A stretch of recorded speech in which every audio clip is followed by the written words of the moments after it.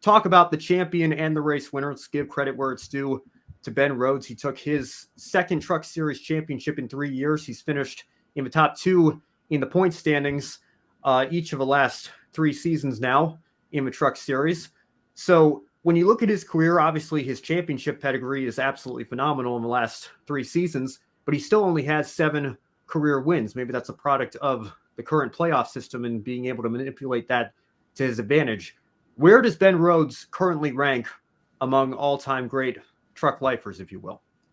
Well, I wouldn't say I'm as much of a connoisseur as truck lifers as you might be, but I mean, having 2, that's got to put you up on a good pedestal there on the list. Certainly the top, and certainly the top 20. I mean, the Truck Series is really young compared to everything else.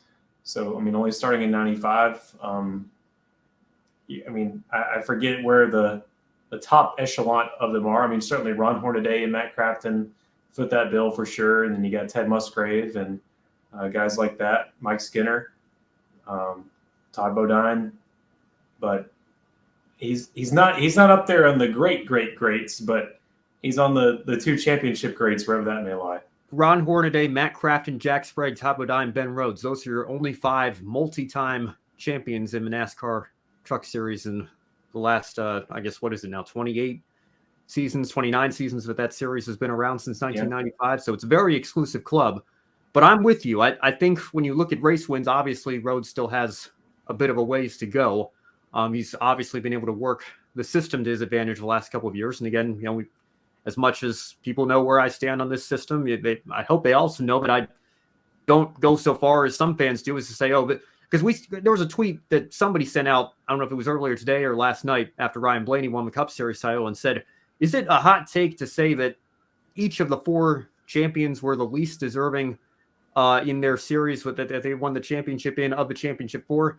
And I don't really like going that far because everybody has the same set of rules. Everybody plays under the same system here, races under the same system.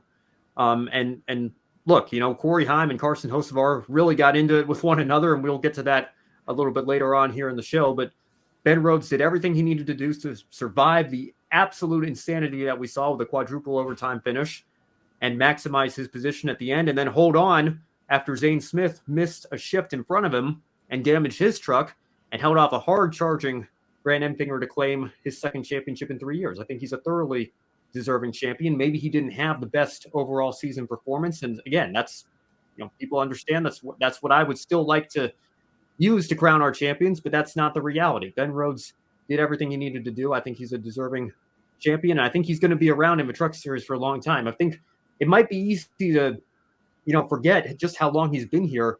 Time's really flown by the last several seasons. This is his 8th season full-time consecutively in the Truck Series. And if he stays long enough, if he continues to rack up wins and championships, he's going to be up there with certainly the Matt Craftons and Jack Spragues of the world. He only needs one more championship to equal them. I don't know if he's ever going to reach Ron Hornaday status. He's still got 40 some odd race wins to get to that level. But he can certainly make a name for himself as one of the great all-time Truck Series drivers if he continues with the trend that he's on. Yeah, for sure. And I was thinking back to how you said, like, you stay consistent and, don't say that, like, you condone people, like, setting up the original, like, showing you the original points, like putting up their own, like, Winston points, I mean, for the Truck Series per se. I mean, they're driving completely different for this sort of format. So that, like, even when you do that, you're still not really, what you're doing is not truly valid, in my opinion, because they would not be racing that same way. It's a completely different setup, and the strategy changes when you're trying to get playoff points or it's just all completely different. Yeah. Well, and of course, we have stages now, and that changes, how drivers approach different races. So, and look, I know that, for what it's worth, Racing Reference still does keep track of it. That's a site that's owned by NASCAR Digital Media, and they still tally up the points like that, non-playoff points, non-playoff standings when we get to this time of year. So take that for what it's worth. But, look, I understand it's not an exact science, but I do think it's fair to say Corey Heim probably would have been the champion this year if we had a full season points format, because again, the margins wouldn't be exactly what they are when we tally them all up. But I do think when you look at his dominance. And you have to remember he missed a race too with an illness.